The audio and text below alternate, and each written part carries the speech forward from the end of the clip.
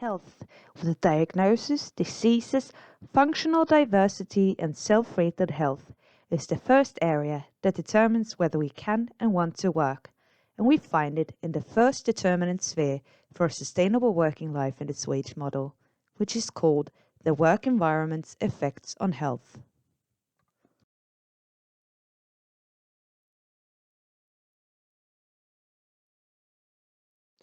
In the middle of this wage model, at its core, we find this graphic: sustainable working life for all ages.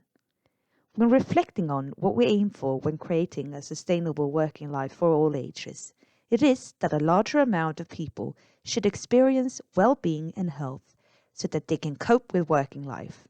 But what is health? And how are supportive environments that promote health and well-being in working life created? Take a few moments to consider and reflect on the following questions. Is illness and ill health the same thing? Is well-being and good health the same thing? Does health always mean the same, despite different situations, in different cultures, and during different times? What does health and ill health, respectively, mean to you? What does health mean? According to Merriam-Webster's thesaurus, health means the condition of being sound in body, or a condition in which someone or something is thriving or doing well, or a toast to someone's health or prosperity. In other words, there are several meanings of health.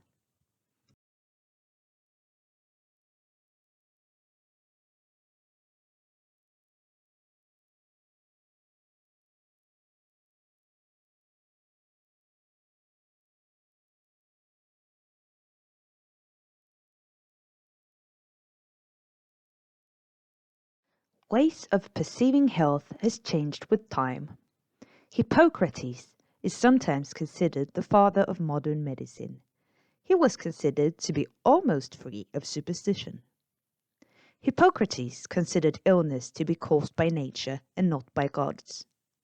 The main theme of his writings was that medicine should be supported by observation, experience, and critical judgment, and not by religion, speculations, and magic. He wrote about diagnostic methods, diets, hygiene, how cities and houses should be constructed to create healthy environments, as well as the significance of physical exercise. To listen, converse, and sing were regarded to put the body in a state of energy-intensive work, with consequent beneficial effects on energy balance and weight control. The doctor's task was to map out the patient's external conditions and make a thorough examination of the patient, support the nature's healing powers through mainly changes in lifestyle and diet, as well as informing the patient of the prognosis of the illness. At the end of the 19th century, people began to consider that illness unfolded in the cells of the ill body's organs. Bacteriology was developed in the 1860s after Pasteur discovered bacteria.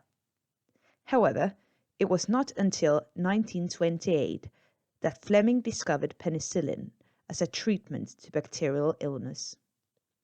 Cellular pathology meant a revolution to medicine, with new ways of thinking in all medicinal areas. The study of the onset illness as disturbances in the cells were developed. All processes of illness in the body were thought to be caused by disturbances in the cells. The biostatic way of viewing health dominated in the 20th century.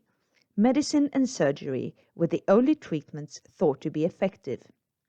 Illness and ill health in a person were not thought to be curable through lifestyle, social participation, and walks.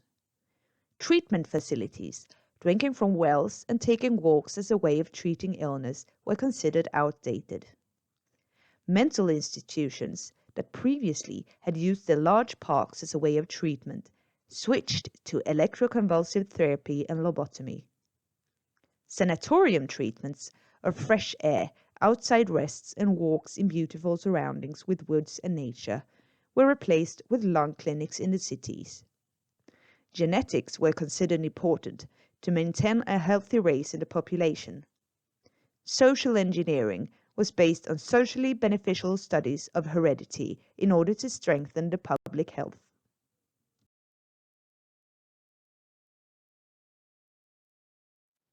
Health is important in order to participate in working life.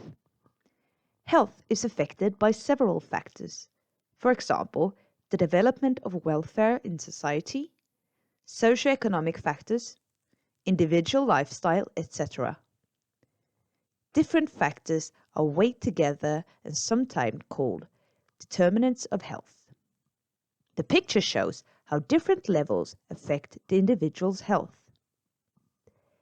Health is not only determined by biostatic factors, but also by mental, social, cultural, and societal factors that sometimes are out of the individual's ability and control. There are several ways of defining health that we will not dive deeply into during this course. However, we will look a little bit closer on some different definitions.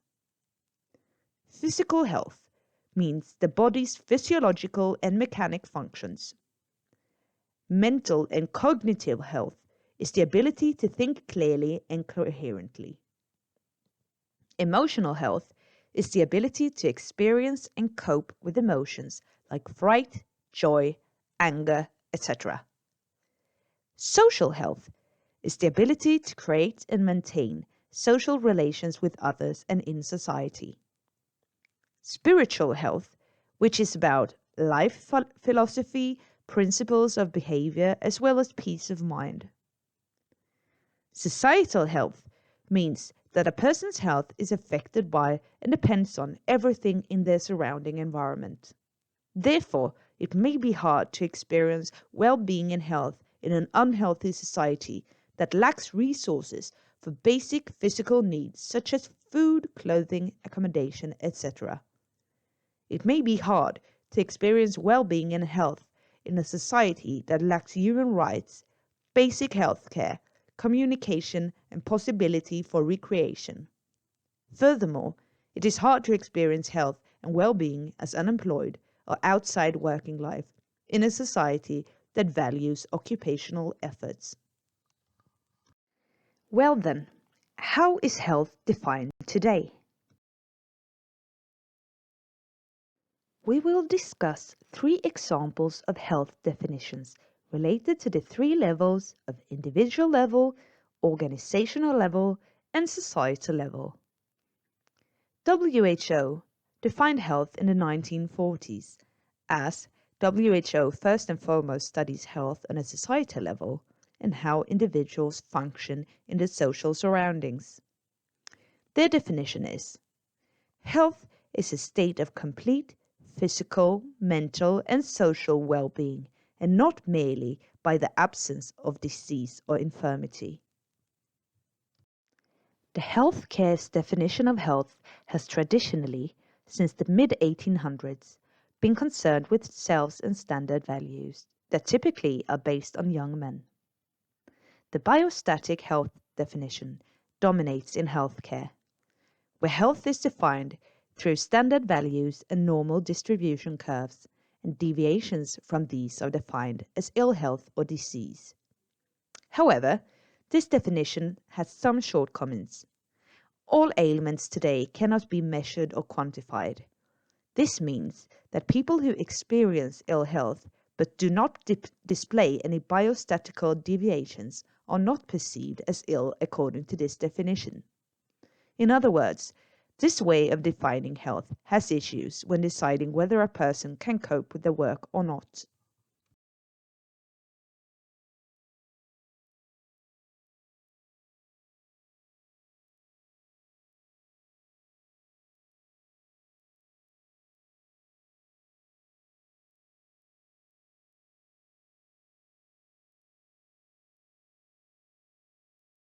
How we experience our own health does not solely depend on how we feel, but also how we cope. During studies, we have met elderly farmers who can barely walk due to tear and injuries from working life. but that want to keep working since they experience well-being and sound health when working. At the same time, we have met well-paid professors who cannot wait to retire from a stressful working life, characterized by high competition where they feel they cannot trust anyone and therefore experience ill health, despite them not having any measurable ill health or diagnosis. Nordenfelt has defined health on an individual level. A person A is completely healthy if and only if A is in a mental and bodily state giving standard circumstances, which is such that A has the second order ability to realize all his or her vital goals. In other words, the state of affairs which are necessary and together sufficient for A's minimal happiness in the long run.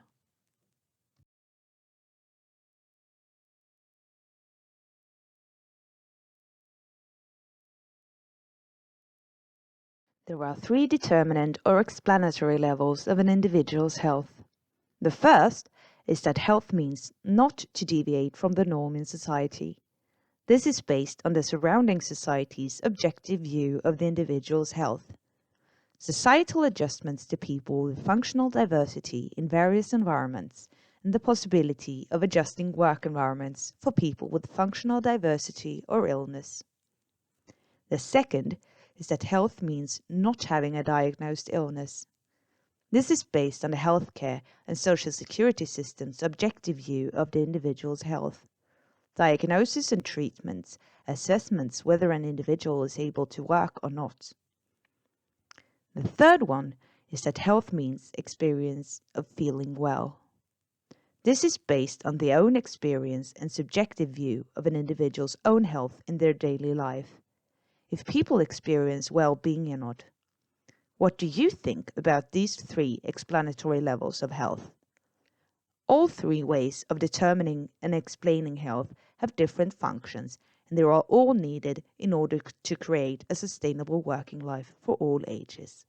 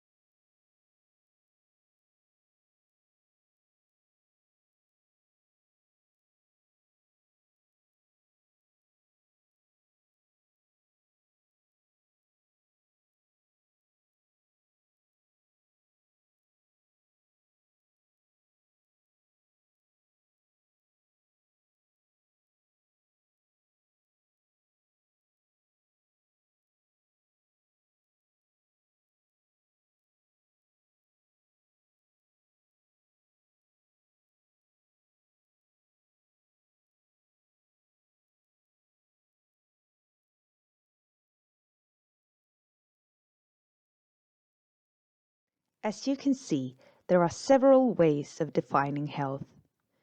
We will examine individuals' experience of health, since this can affect the individual's health development. This dual continuum model of health can be said to show how health has different dimensions. During life, we move across the different areas of the model. It can even change during the course of the day. For example, if we have a cold, become stressed, have a headache, etc., or if we suddenly recover from illness or suddenly experience well-being. In spite of having a chronic disease or diagnosis in a medical sense, people can still experience well-being. For example, by experiencing joy of living, belief in the future, if they have a work, if they experience a sense of security and have sound social relations.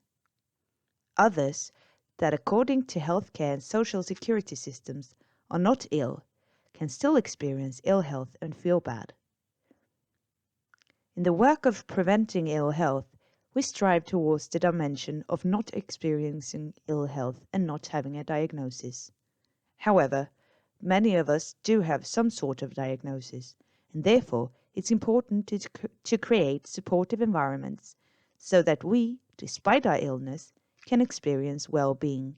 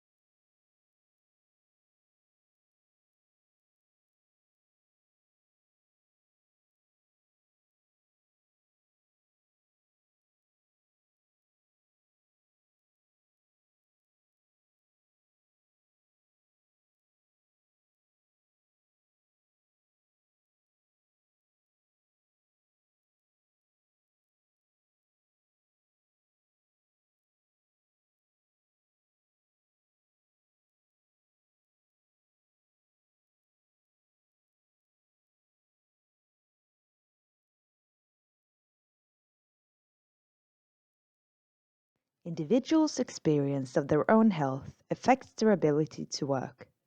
Therefore, it also affects a sustainable working life for all ages. The experience of health is important, and it matters, for example, regarding the risk of mortality. Studies have been conducted with two people suffering from the same stage of, for example, cancer, with the same diagnostic criteria and biostatic evidence for illness. The risk of mortality, or risk of death, for the person who experienced themselves as ill is several times larger than the risk of mortality for the person with the same diagnosis who experienced that they feel well in spite of their illness.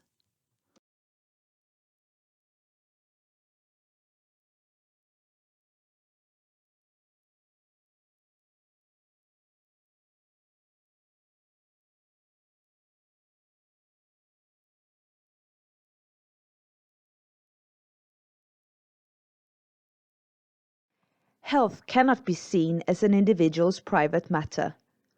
Health is something that is affected by the circumstances in the environment we live in. Environment does not only include air, water, earth, emissions, etc. It also includes societal, social, cultural, financial, political, and ideological structures in society. Based on this view, the term supportive environment has been developed to be a strategy and a tool in health promotive work and measures. The supportive environment includes people's physical, mental, and social environment that should be supportive and help people maintain or regain their health to the greatest extent possible. Guidelines and directives, for example, the European Union Directive 89/391 EEC, is of great significance and is a supportive tool to create sustainable and supportive environments in the workplace. For example, there are guidelines on systematic work environment management, organizational and social work environment, as well as ergonomic guidelines.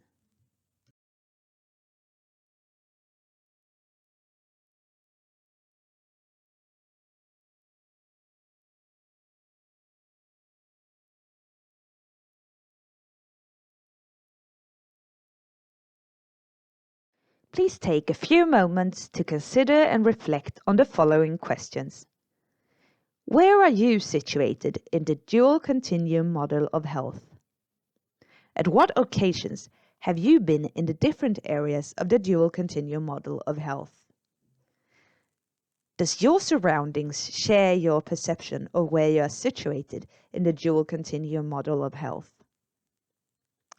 When do you experience your health at its best? In what supportive environment are you at those times, and what constitutes your supportive environment in these occasions? Are there or can supportive environments for health be created in your surroundings? Do you contribute to someone else's supportive environment for health?